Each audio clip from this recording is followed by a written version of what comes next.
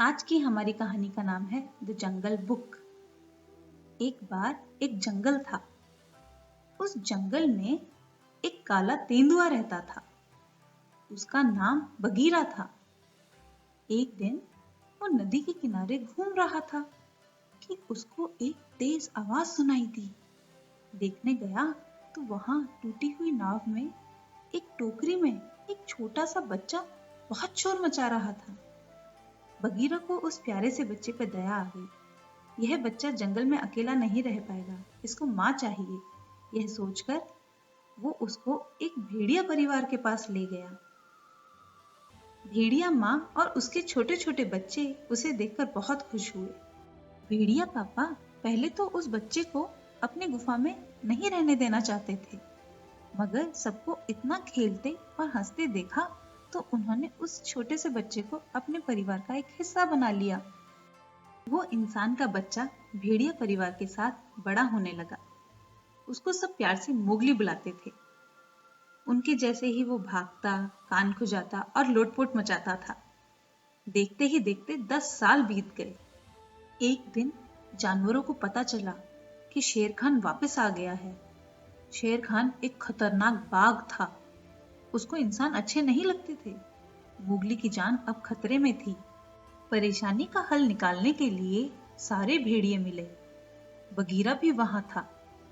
अकेला जो भेड़ियों का सरदार था बोला, शेर खान तो बहुत ताकतवर है। सारे भेड़िए मिलकर भी मोगली को शेर खान से नहीं बचा पाएंगे। मोगली को जंगल छोड़कर जाना पड़ेगा। भेड़िया पापा बोले कि ये छोटा सा बच्चा कहाँ जाएगा। यह सुनकर बगीरा बोला, मुझे एक गांव का पता है जहां इंसान रहते हैं, मैं उसे वहीं ले जाऊंगा। मगर मोगली का तो जंगल ही घर था। वो जंगल छोड़कर कहीं नहीं जाना चाहता था। बगीरा उसे जबरदस्ती गांव ले जाना चाहता था। मोगली को जाना ही पड़ा क्योंकि बगीरा बड़ा था और बड़ों की बात माननी पड़ती है। बगीरा तुरंत ही उसको अपनी पीठ पर बिठाकर गांव की ओर निकल पड़ा।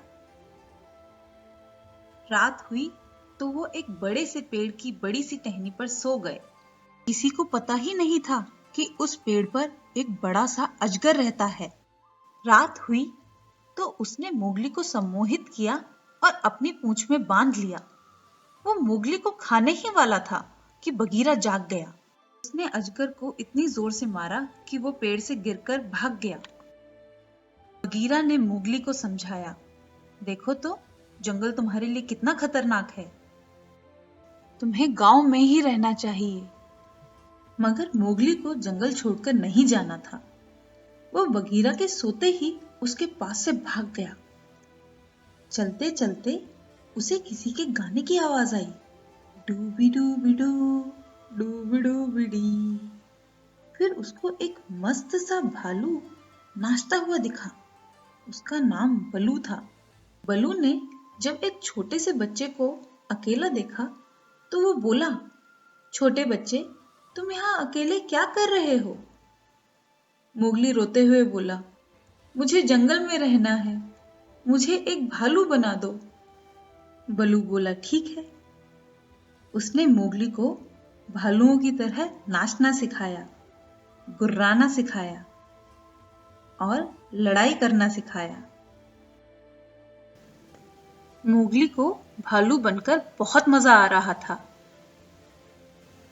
एक दिन वो दोनों मस्ती से नदी में तैर रहे थे तो वहां कुछ बंदर आए और मोगली को उठाकर ले गए।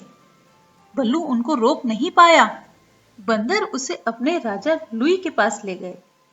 लुई ने बोला, तुम हमारे साथ रहो, तुम्हें जंगल छोड़कर कहीं नहीं जाना पड़ेगा। मोगली बोला, ठीक है। इसके बाद सारे बंदर मिलकर नाचने, गाने और मस्ती करने लगे। शोरगुल के बीच बल्लू बंदर बनकर आया। किसी ने उसको नहीं पहचाना। वो मोगली को वहां से बचाकर ले गया।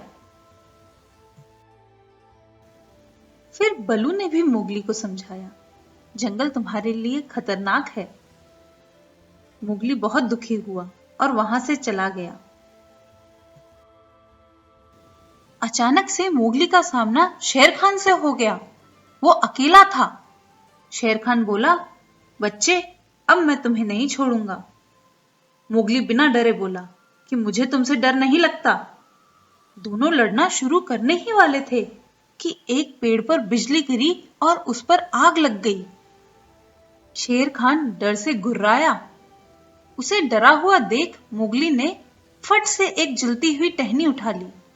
शेर खान ये देखकर वहां से भाग गया। इतने में बगीरा और बलू मोगली को ढूंढते हुए वहां आ गए। मोगली को हंसता हुआ देखकर सब बहुत खुश हुए।